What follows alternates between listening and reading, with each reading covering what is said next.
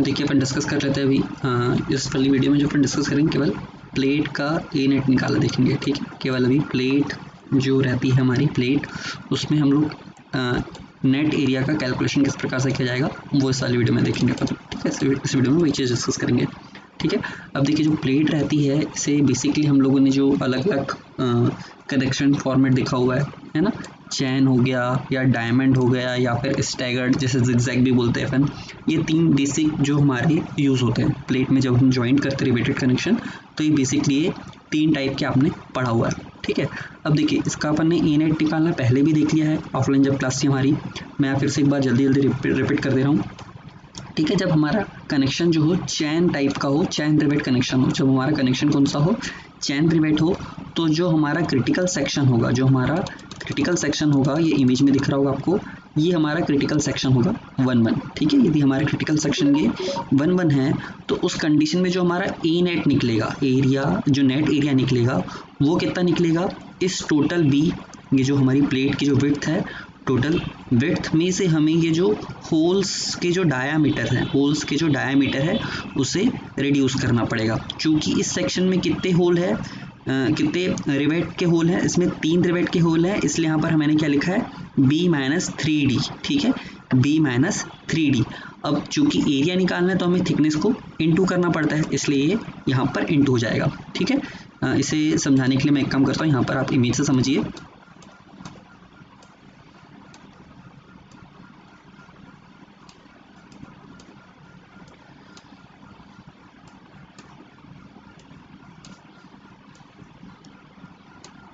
ये मान के चलिए टोटल प्लेट थी कोई, ठीक है, ये हमारी कोई टोटल प्लेट थी,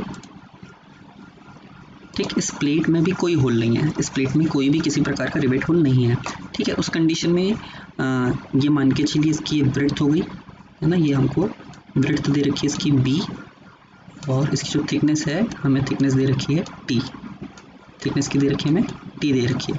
तो इसका जो एरिया होगा, जिसे ग्रॉस एरिया बोलेंगे हम लोग, वो कितना होगा B इंटू T, ये हमारा क्या होगा ग्रॉस एरिया होगा, ठीक है। हमारा एरिया कितना होगा इसका प्लेट का B इंटू T, हमारा ये क्या होगा ग्रॉस एरिया निकलेगा, ठीक है, किस चीज़ का, प्लेट का, ठीक है।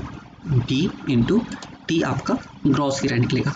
अब इन केस मान के चलिए कि यहाँ पर हमारे कुछ होल थे, ठीक है, हमारी प्लेट में कुछ होल थे, मैं यहाँ केवल होल बना दे रहा हूँ,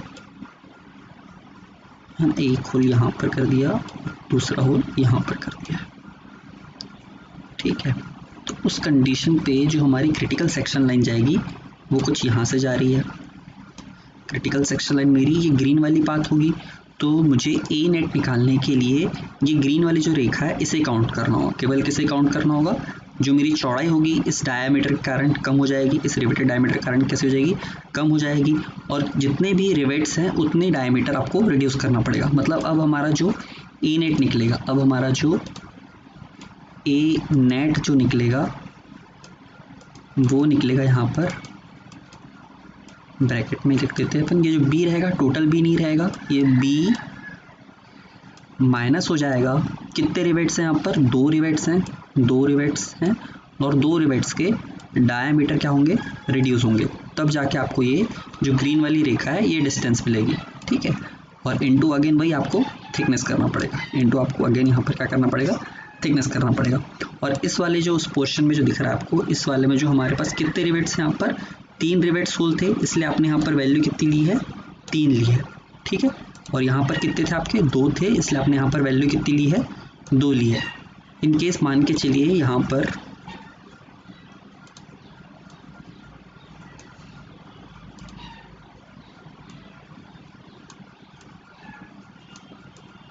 चार रिवेट्स होल हैं, कितने रिवेट्स होल हैं, 4 रिवेट्स होल हैं।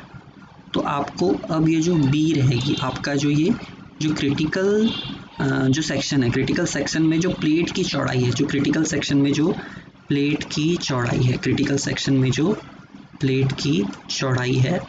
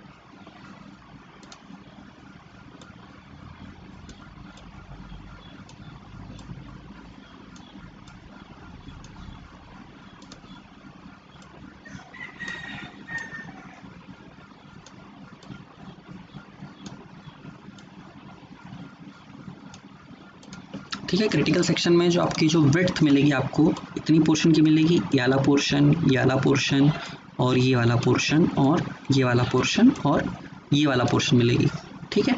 अब ये टोटल पोर्शन कैसे निकालोगे आप, तो आपको निकालना है जो विड्थ थी, टोटल विड्थ इस वाले के लिए बता दे रहा हूँ मैं यहाँ पर, जो हमारा ए नेट निकलेगा इस वाले डायग्राम के लिए, जो हमारा ए नेट जो निकलेगा वो क्या निकलेगा हमारा बी, ठीक है। टोटल जो विड्थ थी बी माइनस हम कितना करेंगे, ये 1 डायमीटर, 2 डायमीटर, 3 डायमीटर और 4 डायमीटर, क्योंकि 4 होल थे इसलिए हम लोग यहाँ पर 4D को माइनस करेंगे और इनटू करेंगे जो हमारी थिकनेस थी, प्लेट की जो थिकनेस थी वो हम क्या कर देंगे, इनटू कर देंगे। तो हमारा क्या निकल के आ जाएगा, ए नेट निकल के आ जाएगा, ठीक है।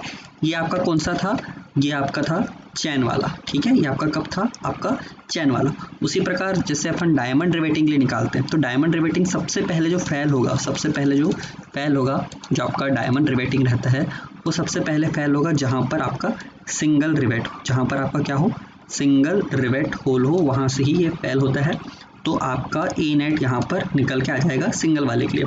आप इसे ऐसे याद, इस तरीके से याद रख सकते हैं कि ए नेट होता है आपका, ए नेट आपको हमेशा याद रखना है, ए नेट वो सबसे छोटा पाथ लेना है जहाँ पर आपके कम से कम क्या है, रिवेट्स आए, सबसे कम रिवेट्स आए। ए नेट देखो एमसीक्यू के बेस्ड में आपको इस प्रकार से याद रखना है कि ए नेट हमेशा वो वाला पाथ होता है जहाँ पर कम से कम आपकी डिस्टेंस कवर हो और कम से कम उसमें रिवेट की संख्या है। कम से कम आपका क्या हो, डिस्टेंस कवर हो, मतलब प्लेट की जो विड्थ है वो सबसे कम से कम आए, और साथ ही साथ उसमें आपकी जो रिवेट्स के होल है वो कम रहे उस पर्टिकुलर सेक्शन में, ठीक है। तो इस पर्टिकुलर सेक्शन में केवल एक ही रिवेट होल था, तो हमने ये जो क्रिटिकल सेक्शन है हमारा 1 1 आएगा। अब चूंकि यहाँ पर एक ही है, चूंकि यहाँ पर कितने हैं, एक ही है होल, तो हम केवल एक को ही माइनस करेंगे। यहाँ पर कितना आएगा हमारा 1D आएगा। हम 1 लिखे या ना लिखे तो 1 की वैल्यू तो आपको पता ही है, एक ही रहती है, यहाँ पर चेंज नहीं होगी। आप यहाँ पर इसे B-1D लिख सकते हैं या फिर B-DT भी लिख सकते हैं, या आप पर, ठीक है। आई थिंक आपको डायमंड रिवेटिंग समझ में आ गया होगा। इसी प्रकार देखिए हमारा जो मेन है, मेन हमारा स्टैगर्ड होता है, मेन हमारा क्या होता है, स्टैगर्ड या जिगजैग हमारा जो होता है ना, इसे आपको समझना पड़ेगा, ये काफ़ी इंपॉर्टेंट है आपके एग्ज़ाम के लिए। देखिए इसमें क्या है आपका, नॉर्मली जो हम ए नेट निकालें किसके लिए, डायमंड के लिए और चैन के लिए, वो तो आपको प्रीवियस की क्लास में बता दिया गया था, ठीक है। और आपकी जो बुक में ये वाला फार्मूला दिया हुआ है, आपकी बुक में फार्मूला आपको ये वाला दिया हुआ है, ठीक है। इस फार्मूले से सॉल्व कर पाना कभी कभी बहुत ज़्यादा मुश्किल हो जाता है, क्योंकि यहाँ जो NG की वैल्यू होती है वो क्या होती है कि ऐसे जिगजैग की वैल्यू या ऐसे जिगजैग की संख्या जो इक्वल डिस्टेंस में हो, ठीक है। इतना तो टाइम नहीं रहेगा कि आप इक्वल डिस्टेंस के जिगजैग निकालें, है ना, फाइंड आउट करते रहें, तो इतना टाइम नहीं रहता है अपने पास, तो अपन ये वाला फार्मूला यूज़ नहीं करेंगे, ठीक है। हम लोग ये वाला फार्मूला यूज़ नहीं करेंगे। हम कौन सा फार्मूला यूज़ करेंगे, जो ऊपर लिखा है आपके पास ए नेट का, हम वाला फार्मूला पिक करेंगे, ठीक है। ए नेट किससे निकालेंगे हम लोग, ए नेट के लिए हम ये वाला जो फार्मूला दिख रहा है आपको पहले नंबर का, हम इसकी सहायता से स्टैगर्ड या जिगजैग पैटर्न में हम ज़्यादा यूज़ करेंगे फार्मूला, किस चीज़ को निकालने के लिए, ए नेट को निकालने के लिए, ठीक है। अब फार्मूला कैसे आपको ध्यान रखना है, किस प्रकार से निकालना है, तो इसको समझ लीजिए आप लोग, है ना। मान के चलिए ये आपका कोई क्वेश्चन है, ठीक है, मान के चलिए ये आपका कोई क्वेश्चन है, ठीक है।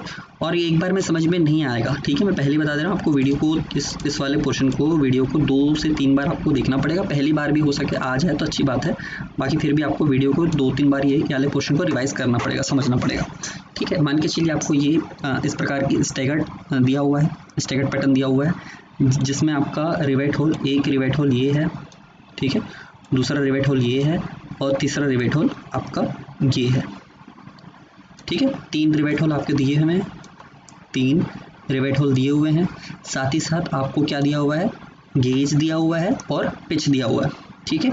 गेज दिया हुआ है और क्या दिया हुआ है, पिच दिया हुआ है। ये आपका क्या कहलाता है, ये पिच कहलाता है, यानी डिस्टेंस आपकी क्या कहलाती है, आपकी पिच कहलाती है। और ये जो डिस्टेंस होती है रिवेट के होल का जो सेंटर है उसके बीच की जो दूरी होती है वो क्या कहलाती है, गेज कहलाती है। तो आपको यहाँ पर ये गेज की वैल्यू दे रखी है और यहाँ पर आपको किसकी वैल्यू दे रखी है, यहाँ पर उसने पिच की वैल्यू दे रखी है। जो आपके R1 R2 R3 हैं ये सारे क्या हैं, पिच हैं, और G1 G2 ये जो है आपके क्या हैं, ये सारे गेज वैल्यूज़ हैं। ठीक है, मैं इसे इरेज कर दे रहा हूँ।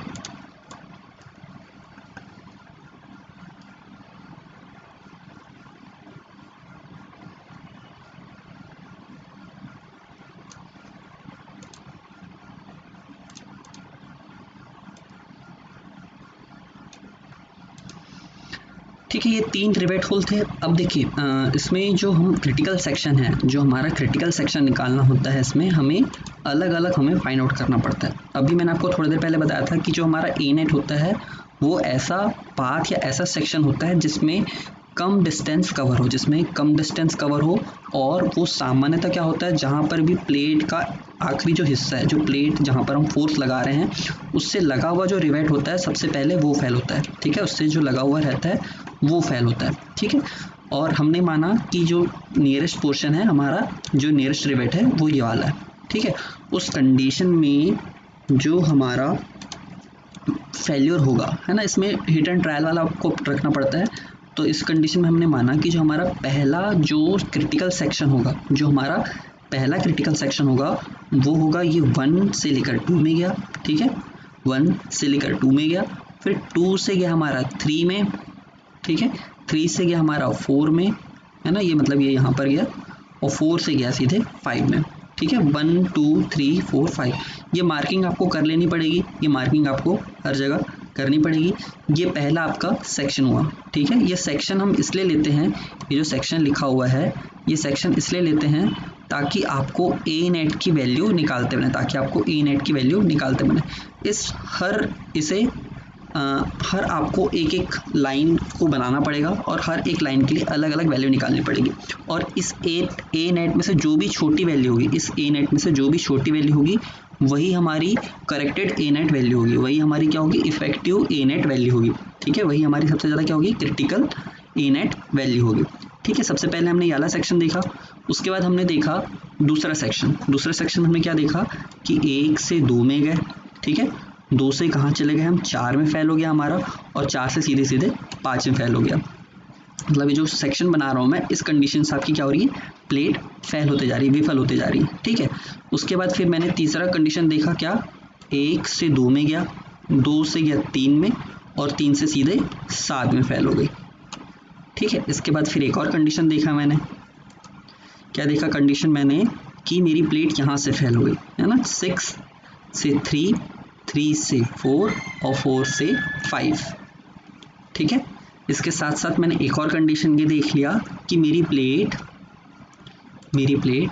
1 से 2 और 2 से 8 में फेल हो गई। ठीक है, 1 से 2 और 2 से 8 में फेल हो गई।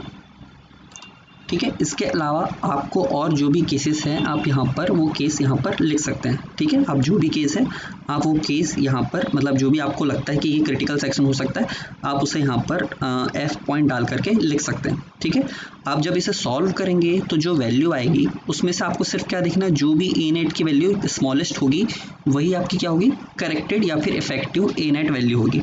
ठीक है, अब देखो इसमें ये तो आपको मेरे ख्याल से यहाँ तक के समझ में आ गया होगा।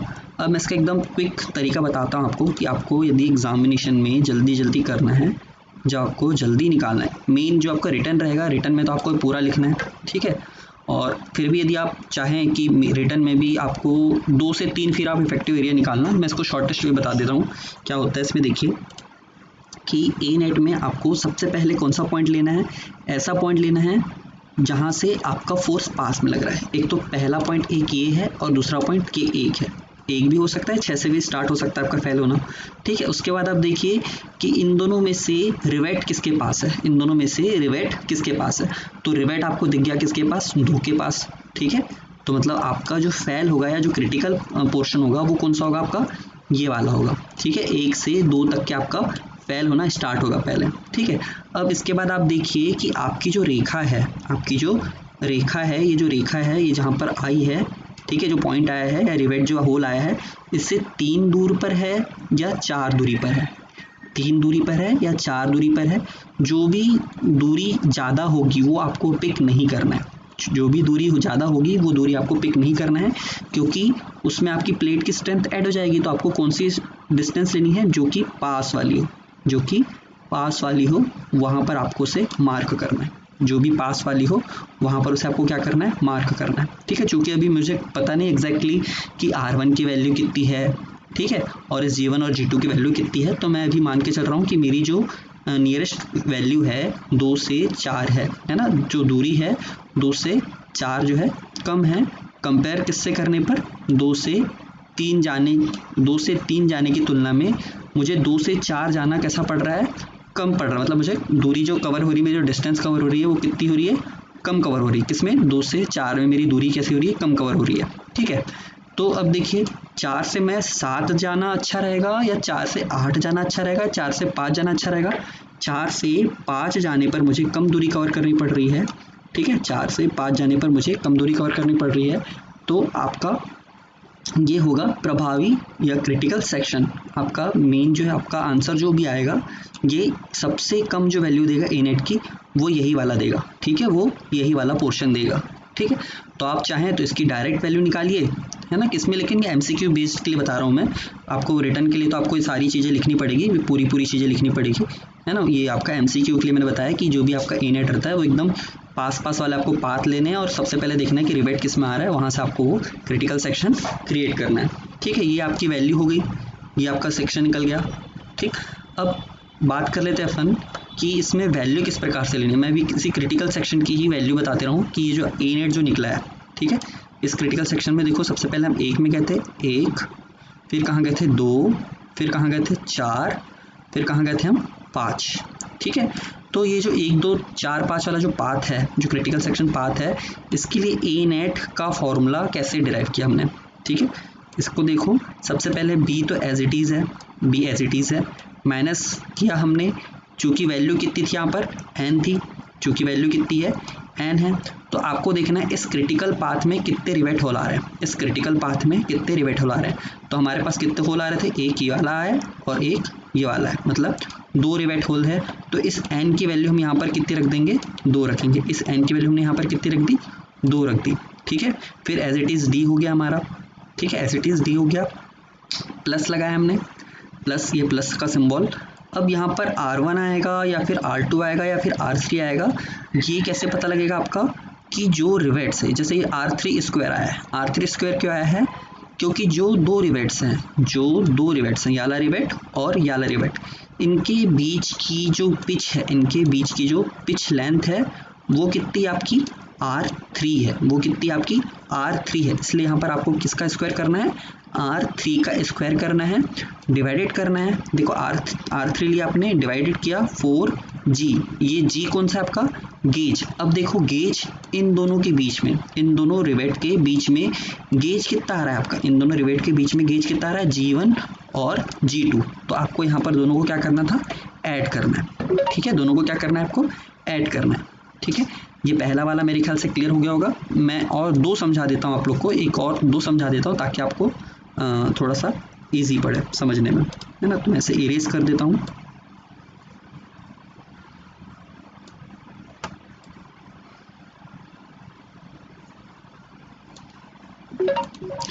अब मैं पाथ ले रहा हूँ हमारा, मैं ये वाला पाथ लेता हूँ। ठीक है, 1 2 4 5 वाला, 1 2 4 और 5। ठीक है, सॉरी कौन सा है मेरा पाथ, 1 2 3 4 और 5, 1 2 3 4 और 5, ये वाला पाथ है मेरे पास। ठीक है, अब देखिए फॉर्मूला क्या था हमारा, फॉर्मूला है b, तो b आ गया, माइनस तो माइनस। अब यहाँ पर n की वैल्यू देखिए, यहाँ पर n की वैल्यू देखिए, कितने रिवेट होल है यहाँ पर इस वाली लाइन में, 1 2 और ये 3 रिवेट होल है। तो यहाँ पर वैल्यू कितनी आ गई, 3 आ गई। जितने इस सेक्शन में रिवेट होल आ रहे हैं, आपको वैल्यू 3 यहाँ पर पुट करनी है। ठीक है, उसके बाद देखिए d एज इट इज़, फिर प्लस, ठीक है, फिर प्लस। अब यहाँ पर जो स्क्वायर है, किसका स्क्वायर है, पिच का स्क्वायर है। कौन से पिच का स्क्वायर है, पहली और दूसरी, पहली और दूसरी। सबसे पहले तो आप तो यही वाली रेखा कवर करोगे, ये वाली डिस्टेंस कवर करोगे, जो भी फैल होगा, जब प्लेट फैल होगी तो इतनी डिस्टेंस कवर करेगी पहले। ठीक है, तो कितनी डिस्टेंस कवर करा उसने, आपको ये डिस्टेंस नहीं लेना है, आपको कौन सा लेना है, पिच लेना है। आपको क्या लेना है, यहाँ पर जो पिच की दूरी है वो लेनी है, जो पिच की दूरी है वो लेनी है। किस किस के बीच में, पहला रिवेट होल और दूसरा रिवेट होल के बीच में जो पिच की दूरी है उसका स्क्वायर, और कितना स्क्वायर है आपका R1, तो यहाँ पर आपने R1 का स्क्वायर करा है। ठीक है, अब पहला रिवेट और दूसरे रिवेट में कितना गेज है, G1 गेज है ना, तो इसलिए क्या आएगा यहाँ पर 4G1 आएगा।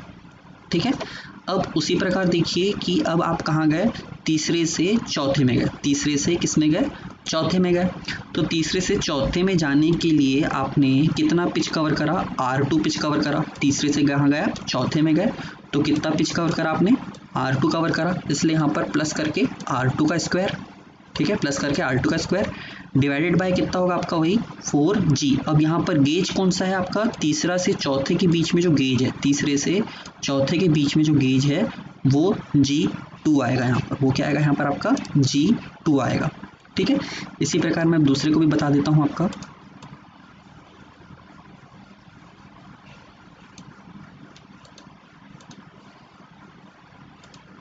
देखिए अब अपन ये वाला कवर कर लेते हैं, कौन सा, C वाला देख लेते हैं, 1 2 3 7 वाला। ठीक है, 1 2 3 और ये 7, 1 2 3 और कहाँ गया 7। ठीक है, अब देखिए इसमें फॉर्मूले में बी था ना, फॉर्मूले में क्या है, बी है, तो यहाँ पर बी है, माइनस एन की वैल्यू कितनी होगी, यहाँ पर 2 होगी, क्योंकि यहाँ पर कितने होल हैं, इस वाली लाइन में 2 रिवेट होल हैं, इसलिए यहाँ पर वैल्यू कितनी हो जाएगी, 2 हो जाएगी। ठीक है, इस वाली लाइन में कितने हैं, 2 होल है, इसलिए यहाँ पर वैल्यू कितना जाएगी, 2 हो जाएगी। अब इन दोनों रिवेट होल के बीच में, इन दोनों रिवेट होल के बीच में पिच कितना है, तो इन दोनों रिवेट होल के बीच में पिच कितना है आपका, पिच डिस्टेंस ये है आपकी, कितनी है R1, तो यहाँ पर R1 का स्क्वायर हो गया, किसका स्क्वायर हुआ है आपका, R1 का स्क्वायर हुआ है। और इन दोनों होल के बीच में गेज कितना है आपका, G1 है, इसलिए यहाँ पर क्या वैल्यू आ गई आपकी, 4G1 आ गई। ठीक है, इसके अलावा यहाँ कोई तीसरा रिवेट होल नहीं है, तो आगे आपको प्लस करने की जरूरत नहीं है। यदि यहाँ कोई और होल होता तो आप यहाँ पर प्लस करके अगेन जो भी पिच और जो गेज आ रहा है उसको आपको यहाँ पर आगे फॉरवर्ड करना होता। चूंकि यहाँ नहीं है तो आपको केवल इतना ही पर ये कंप्लीट हो जाएगा। ठीक है, इसके बाद मैं एक और को समझा ही देता हूँ।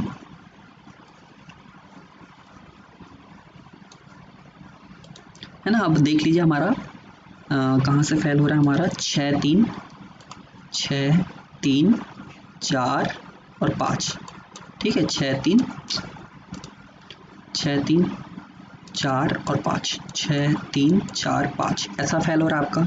ठीक है, 6 3 4 5 से फेल हो रहा है। अब यहाँ पर आपके इस वाले में आपके कितने होल आए हैं, 1 और 2 होल आए हैं, तो यहाँ पर देखो कितनी वैल्यू आ गई, 2 वैल्यू आ गई। ठीक है, इन दोनों के बीच में गेज कितना है, G2 है, और इन दोनों के बीच में जो आपकी पिच है वो कितना है, R2 है, तो R2 का स्क्वायर होगा और प्लस 4G2 होगा। ठीक है, आगे कोई भी रिवेट होल नहीं है, इसलिए हमने आगे कंटिन्यू नहीं करा हुआ है। ठीक है, अब जो लास्ट बचा हुआ है उसको भी अपन क्यों छोड़े, उसको भी डिस्कस कर ही लेते हैं। है ना, अब मान के चलिए कि आपकी प्लेट यहाँ से फैल हो, है ना, यहाँ से फैल हो या फिर यहाँ से हो या फिर यहाँ से हो।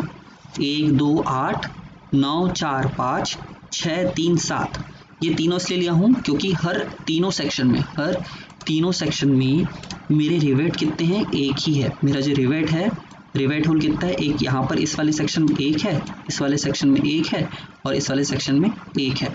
तो इन तीनों के लिए जो मेरी ए नेट की वैल्यू आएगी वो कैसी आएगी, सेम आएगी, क्योंकि इन तीनों लाइन में जो मेरा रिवेट होल आ रहा है वो केवल एक आ रहा है, तीनों में सेम आ रहा है, इसलिए इसकी जो ए नेट निकलेगी वो सेम निकलेगी।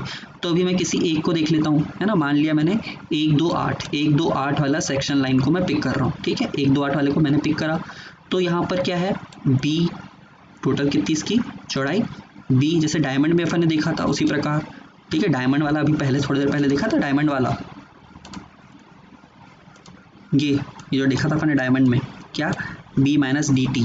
ठीक है, तो वो भी यहीं पर आपका अप्लाई होगा, तो क्या आ जाएगा सीधा b माइनस डी टी पहला सेक्शन आपकी लाइन ये हुई, इसमें रिवेट होल कितना है 1 है और इसकी चौड़ाई कितनी प्लेट की b है, तो आपका ए नेट कितना निकलेगा यहाँ पर, ए नेट आपका निकलेगा है ना ब्रैकेट में b और n कितना है, तो n तो 1 ही है, तो या फिर 1 लिख के d लिख दीजिए, ब्रैकेट बंद कीजिए और आपका थिकनेस लगा दीजिए, तो किस में कन्वर्ट हो जाएगा आपका, ये एरिया में कन्वर्ट हो जाएगा, है ना। ये आपका इस वाले के लिए हो गया। इसमें भी देखिए सेम आपकी चौड़ाई कितनी है b है और 1 d आ रहा है, तो आपको माइनस करना पड़ेगा 1d से। उसी प्रकार यहाँ 6 3 7 में भी वही चीज़ है कि ब्रेड्थ कितना है b है और होल कितना 1 है, तो आपको 1d से माइनस करना और इंटू t करना है, ठीक है। तो ये आपका ए नेट निकल गया। आप इसकी प्रैक्टिस कीजिए, मैं आपको एक इसका ग्रुप में या फिर आपको पर्सनल, मुझे जब हो जाएगा वीडियो देख करके आप मुझे पर्सनल मैसेज कीजिए, मैं आपको एक क्वेश्चन दूंगा, आप उसको सॉल्व करके मुझे उसका मिनिमम ए नेट बताएंगे सॉल्व करके, ठीक है। तो उससे क्लियर हो जाएगा मुझे कि आप लोग को ये चीज़ समझ में आ गई है, ठीक है। Thank you.